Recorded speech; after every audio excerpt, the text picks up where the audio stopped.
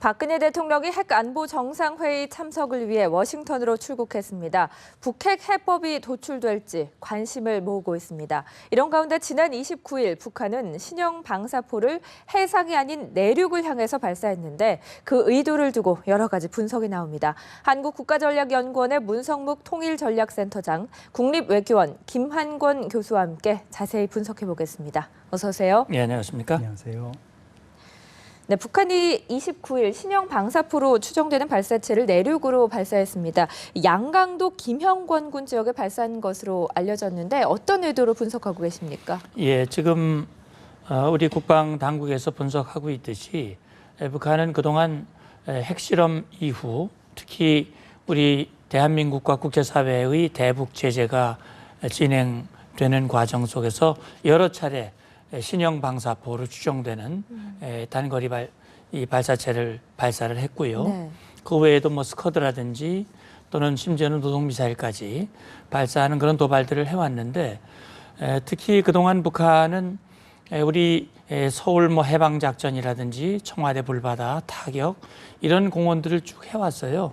그리고 우리 남한에 있는 모든 주요 기관이나 시설들은 자기들의 가지고 있는 모든 타격 수단의 범위 안에 들어있다라고 하는 것을 공언하면서 협박을 해왔거든요. 네.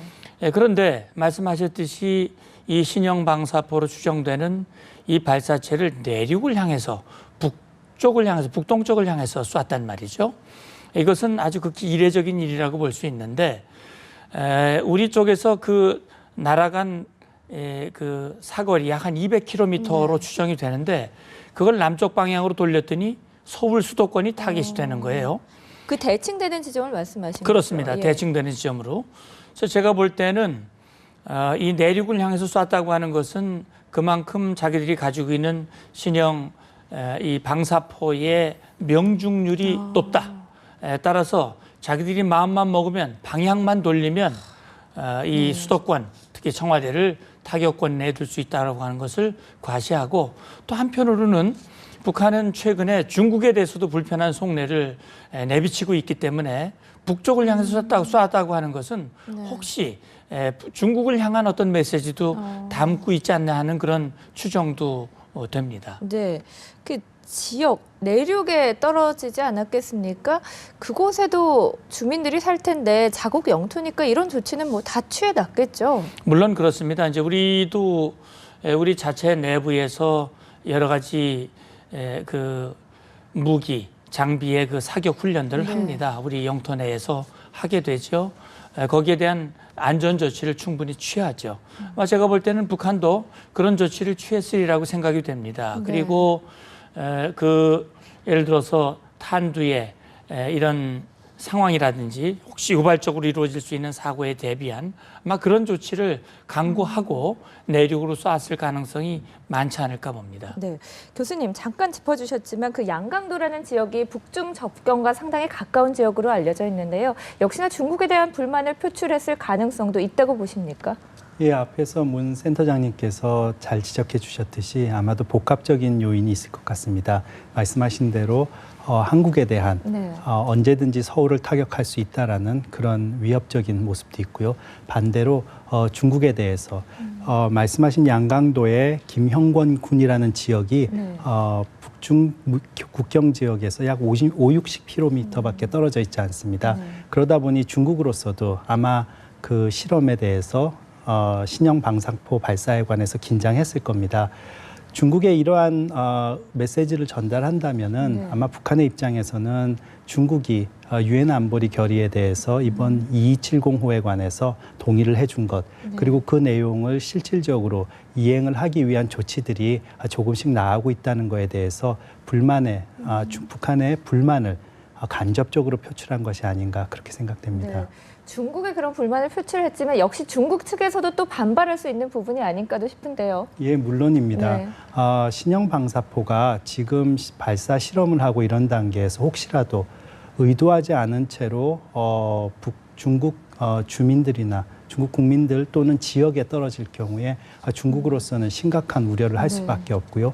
이러한 실험이 북중 국경 지역에서 그 타격 목표를 삼고 했다는 거에 대해서 중국으로서는 불만을 나타낼 수 있는 부분입니다. 네, 이게 정북 쪽 한시 방향으로 200km를 비행했는데 남쪽으로 쏜다면 수도권 이남까지를 포함하는 지역입니다. 그런데 북한의 이 신형 방사포가 실전 배치 단계라고 하거든요.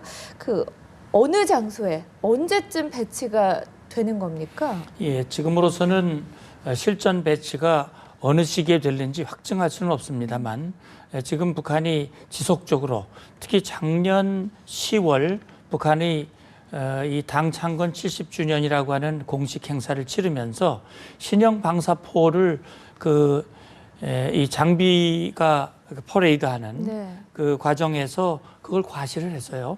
그리고 이제 금년 들어서 여러 차례 신형 방사포 사격을 했고 또 그 사격 장면을 김정은이 직접 지휘 지도하면서 아주 명중률에 대해서 대단히 만족을 표시했다라고 하는 것은 우리에게 보란 듯이 과시하는 무력 시위라고 볼 수 있거든요. 그렇다면 그게 어느 시기에 될 것이냐? 아마 지금 볼 때는 금년 내에 실전 배치될 가능성도 있는 것이고 시간이 좀 더 걸릴 수도 있겠습니다만 지금 상황으로 봤을 때는 상당히 그 명중률이 높아지고 있다. 네. 거기에 관성 항법 장치라든지 위성 항법 장치 GPS라고 하는 것을 탄두에 그 장착을 해서 정확도를 높이는 위력과 함께 정확도를 함께 높이는 그런 조치들을 계속 하고 있는 것이 우리가 지금 유념할 부분이고요.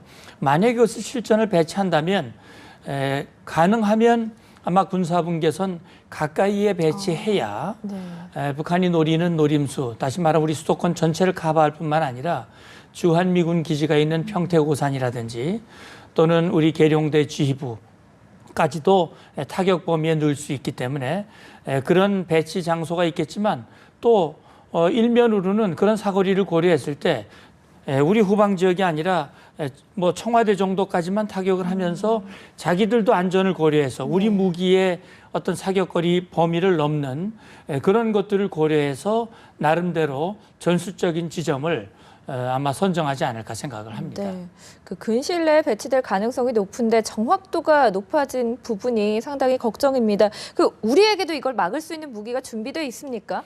물론이죠. 우리도 북한이 가지고 있는 소위 방사포에 대한 대응 능력들을 우리도 가지고 있습니다. 우리는 방사포라는 표현을 쓰지 않고 다련장이라고 하는 표현을 쓰는데 여러 개의 포신이 함께 묶여져 가지고 동시에 이 발사체를 로켓을 날려보낼 수 있는 그런 무기들을 우리도 가지고 있지요.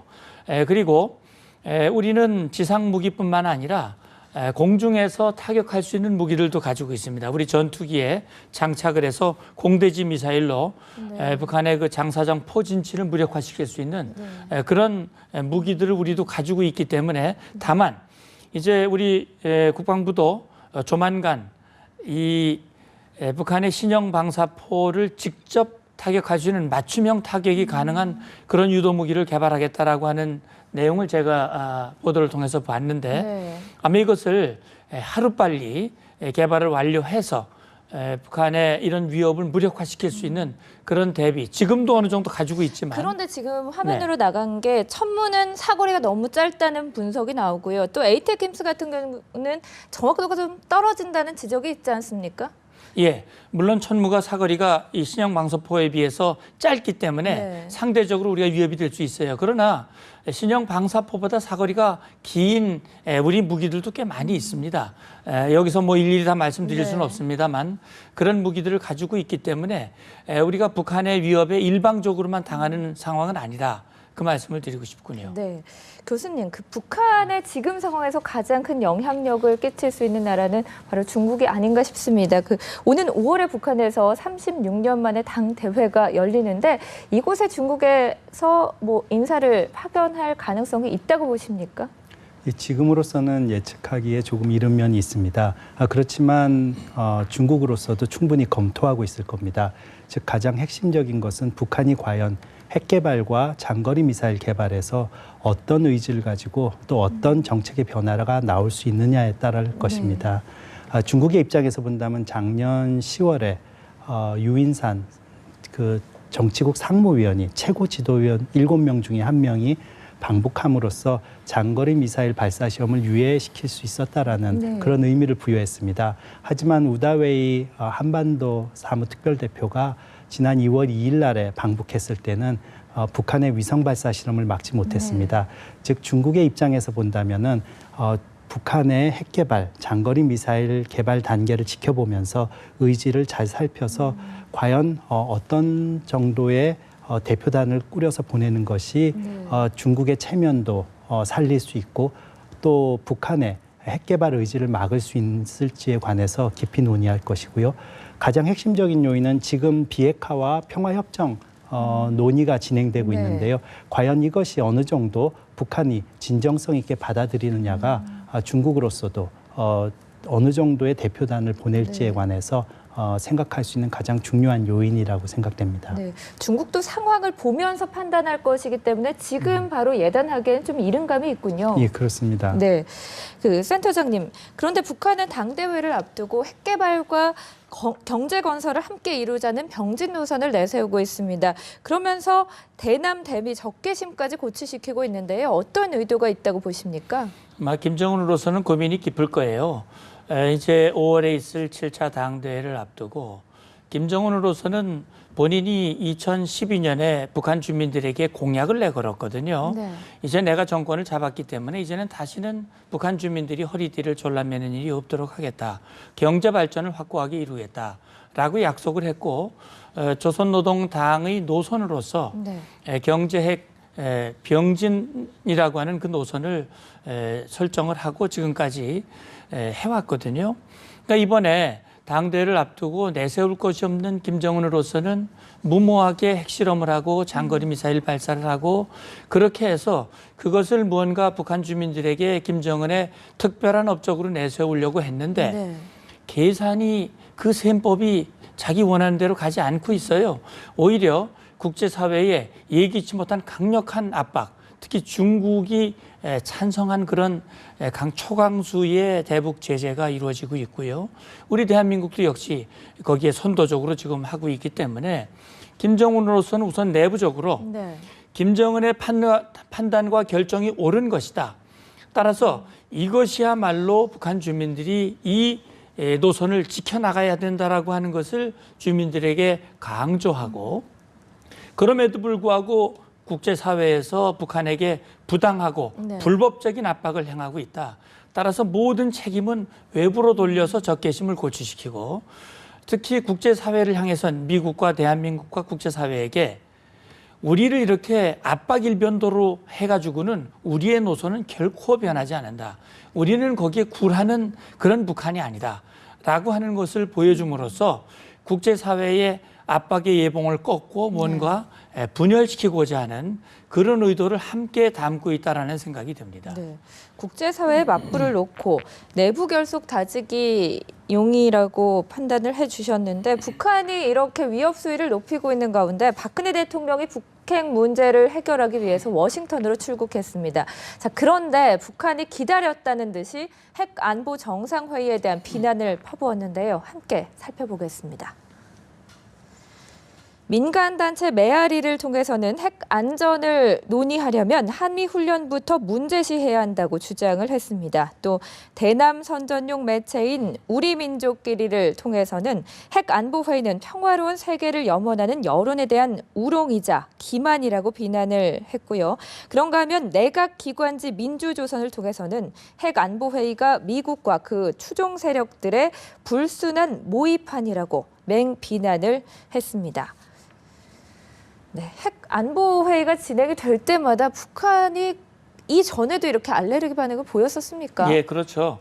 물론 이번의 경우는 과거에 비해서 이 더 민감한 시기라고 볼 수 있죠. 핵안보 정상회의는 기본적으로 핵 없는 이 세계를 만들겠다라고 하는 것이 궁극적인 목표고 그리고 핵의 평화적인 이용은 권장하되 그 이용 과정에서 발생할 수 있는 여러 가지 안전 문제들을 정상들이 관심을 가지고 논의하자 하는 그 취지란 말이죠. 특히 두 번째 정상회의는 서울에서 열렸어요. 대개 정상회의가 있을 때마다 주로 논의되는 이슈가 북한의 핵 문제입니다. 아마 이번 정상회의의 경우에는 북한이 4차 핵실험을 했고 네. 장거리 미사일을 쏘고 유엔 안보리 제재 결의안이 나온 직후에 이 열리는 정상회담이기 때문에 특히 북한 핵 문제가 핫 이슈가 될 수밖에 없는 거고 네. 이번에야말로 김정인과 김정은의 셈법을 바로잡기 위한 국제사회의 공조 노력, 대북 제재 이런 것들을 재확인하는 자리가 될 수 있기 때문에 금방 보셨듯이 북한이 그런 반응을 보이는 것이고 오히려 핵 문제를 얘기하려면 미국의 이 핵 연습 네. 이런 것들을 지금 이 가당치 않은 그런 주장을 지금 하고 있는 것이죠. 네. 이번 회의에서 박근혜 대통령이 미국, 일본, 중국 정상과 양자 3자 정상회의를 연쇄적으로 할 예정인데 이 자리에서 어떤 내용들이 나올까요? 북핵 압박을 할 수 있는 메시지가 나올 수 있다고 보십니까? 예, 아무래도 한미일 그리고 한중 정상회담을 통해서 한국의 입장에서는 국제사회 대북 제재에 관해서 공조하고 또 이것이 지속될 것이다라는 거에 관한 한 목소리를 내는 거, 또 한국은 이를 유도하는 역할을 해야 되는 것이 꼭 필요합니다. 그 이유는 3월 2일 날에 유엔 안보리 결의 2270호가 나왔음에도 불구하고 북한은 그 이후에 약 5차례에 걸쳐서 중거리, 단거리 미사일을 발사하고 신형 방사포를 발사했습니다. 앞에서 문 센터장님이 지적해 주신 대로 23일에는 조국평화통일위원회의 중대 발표를 통해서 청와대를 타격할 수 있다는 위협도 했고요. 24일에는 실제로 한국의 서울을 겨냥한 포격 실험을 연습을 했습니다. 그리고 지금 심지어는 5차 핵실험에 관한 시사도 나타내고 있습니다. 이런 점을 감안한다면 북한이 이러한 의도를 자신들의 길을 가겠다라는 의지를 굽히지 않고 있기 때문에 한국으로서는 또 국제사회로서는 단합된 모습으로 한 목소리로 북핵 문제에 관해 반대하고 또 이에 대한 제재를 강화하고 지속해 나가겠다는 입장을 분명히 밝힐 필요가 있습니다. 네, 대북 제재가 발표된 이후에도 아랑곳하지 않고 북한은 계속해서 위협도 하고 미사일 발사도 하고 있는 상황인데 어쨌든 대북 제재가 이행이 잘 되려면 중국의 역할이 중요하지 않겠습니까? 그렇다면 이번 회의에서 중국을 향한 메시지 아니면 중국에게 잘 이행을 하라는 어떤 공조 협력안이 나올 수도 있지 않을까요? 예, 지금 한국의 입장에서는 특히 미국과 일본과 함께 중국이 분명한 역할을 해주기를 바라는 메시지를 충분히 전달해 왔습니다. 네. 특히 미국의 양자 제재, 세컨더리 보이콧을 통해서 북한에 대한 대북 제재 이행 시에 중국의 기업도 피해를 입을 수 있다라는 메시지를 분명히 전달했습니다. 네. 중국의 입장에서는 경제가 예전 같지 않기 때문에 미중 사이에 경제적 마찰이 일어날 수 있는 문제에 대해서는 극히 조심할 것입니다. 네. 그런데 한 가지 이렇게 강하게 몰아붙여야 되고 또 효과가 날 수 있는 상황이지만은 중국의 국내 정치적 입장을 이해한다면 중국의 입장도 이해해주고 네. 또 중국이 주도적인 역할을 할 수 있는 그런 공간을 만들어주는 것이 필요합니다. 즉 중국은 민족주의적인 국내 정치적 요구에 의해서 중국 지도부가 중국이 강한 모습을 보여주기를 바라고 있습니다. 특히 경제 사정이 안 좋아지고 중국의 리더십이 부정부패 개혁에 의해서 조금 흔들리고 있는 이때에 중국의 지도부 입장에서는 한미일에 끌려간다는 모습보다는 우리도 미국과 대등하게 얘기했고 또 우리의 역할을 주도적으로 해나가고 있다라는 모습을 보여주기 위해서 한국이 이런 중국의 역할과 공간을 만들어주는 것이 또 필요한 시기입니다. 네. 그러니까 중국을 너무 압박하기보다는 협력을 재확인하는 정도의 수위 조절이 필요하다라는 분석이시군요. 예, 그렇습니다. 그런 네. 면에서 보면 중국이 얘기하고 있는 비핵화와 평화협정 체제에 관해서 한국이 조금 더 주도적으로 미중 사이에 정책적 조율을 하는 모습이 꼭 필요한 시기다라고 생각됩니다. 네, 센터장님, 박근혜 대통령이 시진핑 주석과도 정상회담을 하는데 북한이 추가 도발 카드로 남한을 위협하는 상황에서 북한의 전통적인 우방인 중국의 주석과 양자회담을 하는 거 그것만으로도 좀 압박의 메시지가 전달되지 않겠습니까? 예, 그렇습니다. 지금 이제 앞서도 말씀드렸습니다마는 북한으로서는 이번 핵실험 또 미사일 발사 이후에 중국이 보여준 태도 과거보다 오히려 중국이 상당히 완강한 모습으로 물론 처음에 좀 이렇게 의사결정하는데 시간이 좀 걸리긴 했습니다만 중국이 초강수의 대북 제재에 함께 동의를 했고 지금 상황을 보면 중국이 확고하게 이행하겠다고 하는 의지를 천명을 했고 그것이 행동으로 나타나고 있어요. 네. 그게 아마 북한으로서는 상당히 불만족스러웠을 것이고 그런데다가 이번에 이제 박근혜 대통령과 시진핑 주석이 만나서 회담을 한다면 김정은으로서는 본인이 정권 출범한 지 벌써 5년이 되도록 중국을 한 번도 가지도 못했고 네. 또 시진핑 주석이 오지도 않았고 만나보지도 못한 그런 상황 속에서 한중 정상이 만나서 북핵 문제를 논의하고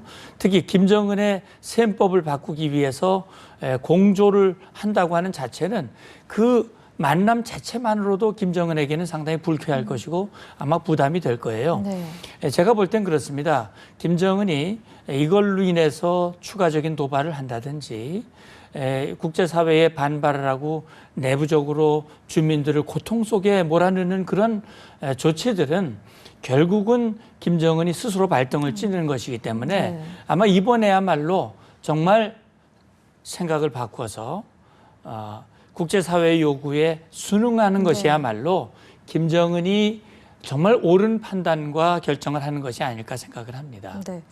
김정은도 어떤 얘기가 나올지 좀 주시를 하고 있을 것 같습니다. 네, 교수님, 앞서서 그 중국에도 어느 정도 여지를 줘야 한다라는 말씀하시면서 비핵화와 평화협정 얘기 말씀하셨는데요. 중국에서는 이 북핵 문제 해법으로 비핵화, 평화협정 같이 추진하자라고 얘기를 하고 있지 않습니까? 그런 부분에서 우리 정부가 어떻게 끌고 가야 될까요? 좀 입장이 다른데요. 예, 말씀해 주신 대로 평화협정과 비핵화 문제를 놓고 얘기를 할 때 한미일의 입장과 중국의 입장 그리고 북한의 입장이 다릅니다. 결국 우리가 관심을 가져야 될 부분은 순서, 그다음에 타이밍, 그다음에 선제적으로 조건들을 명시하는 것이 필요합니다. 네. 우선 북한이 중국과 한미일과는 다르게 비핵화에 관한 논의와 평화협정을 묻는 것이 아니라 핵감축, 사실상의 핵감축을 협상 조건으로 들고 나오고 있습니다. 그러다 보니 북한이 진정한 비핵화를 위한 대화와 협상의 자리로 나오게 하기 위해서는 네. 초반에 주변 국가들이 강하게 압박을 통해서 중국의 북한의 핵개발 정책에 대한 변화를 분명히 주어야 합니다. 그런 이후에 대화와 협상의 자리에서 북한의 이전에 나타났던 그런 전략적인 기만 전술에 넘어가지 않게 중국과 한미일이 협력하는 모습이 필요합니다. 즉 시간을 끌기 위해서 네. 지금과 같은 강한 대북 제재를 피해가거나 또는 자신들이 전략적으로 중국과 미국 사이에 이해 다툼이 나타나게 한다거나 또는 핵탄두 소형화와 장거리 미사일의 대기권 재진입 기술을 개발하기 위한 시간을 끌기 위해서 지연 전술을 쓰지 않게 하기 위해서 네. 기간을 정하고요. 또 자신들이 갑자기 결렬시키고 자리를 박차고 나가서 무력 도발을 했을 때를 대비해서 만약에 그 협상이 결렬되거나 지연되기만 할 경우에는 이만한 수준의 강한 제재를 다시 강화하겠다라는 그런 선제적인 명시가 있어야 됩니다. 이런 조건들을 달고 한미일 중이 협력된 또 동일한 의견 교환을 하고 네. 북한을 압박해 나가는 모습이 필요하다고 생각됩니다. 네. 자, 말씀 여기까지 듣겠습니다. 오늘 고맙습니다. 감사합니다. 감사합니다.